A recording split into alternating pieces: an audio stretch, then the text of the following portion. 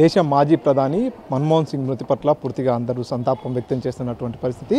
దేశ రాజకీయాల్లో తనదైన ముద్ర వేసుకున్నటువంటి మన్మోహన్ సింగ్ మృతిపై మాట్లాడడానికి మనతో పాటు మహబూబ్నగర్ ఎమ్మెల్యే ఉన్నారు. స్వామి, చెప్పండి, ఒక మన్మోహన్ సింగ్ అనే వ్యక్తి పూర్తిగా దేశ రాజకీయాల్లోనే మార్చివేసినటువంటి వ్యక్తి. ఇప్పటికీ కూడా మన్మోహన్ సింగ్ని రాజకీయ పార్టీలకు అతీతంగా అందరూ స్మరించుకుంటున్నటువంటి పరిస్థితి.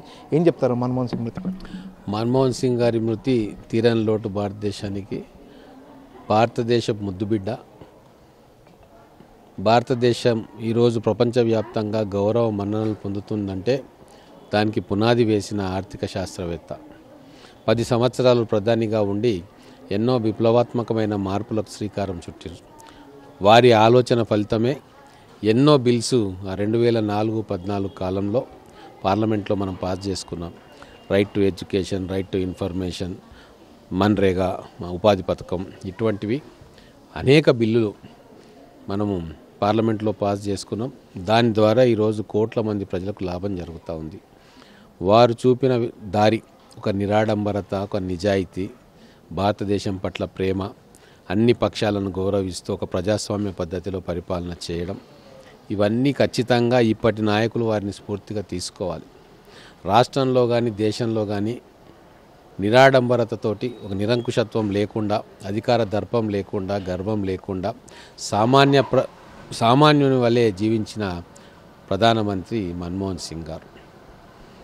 వారు ప్రధానమంత్రిగా దిగిపోయిన తర్వాత కూడా అనేక సలహాలు, సూచనలు ప్రభుత్వాలకు ఇచ్చిండ్రు. ప్రపంచవ్యాప్తంగా పేరు పొందిన గొప్ప ఆర్థిక శాస్త్రవేత్త. కాంగ్రెస్ పార్టీకి కూడా తీరని లోటు, భారతదేశానికి తీరని లోటు.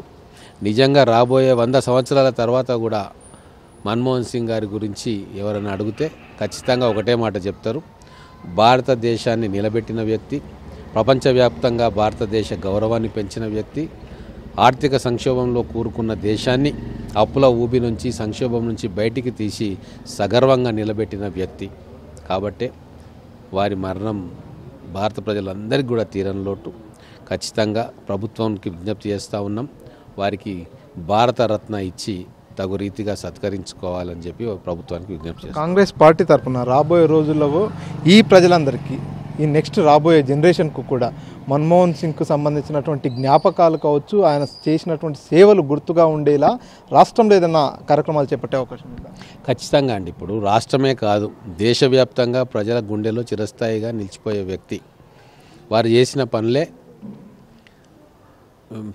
ప్రజల్లో వారు ఉండేటట్టుగా, గుర్తుండిపోయేటట్టుగా చేస్తాయి.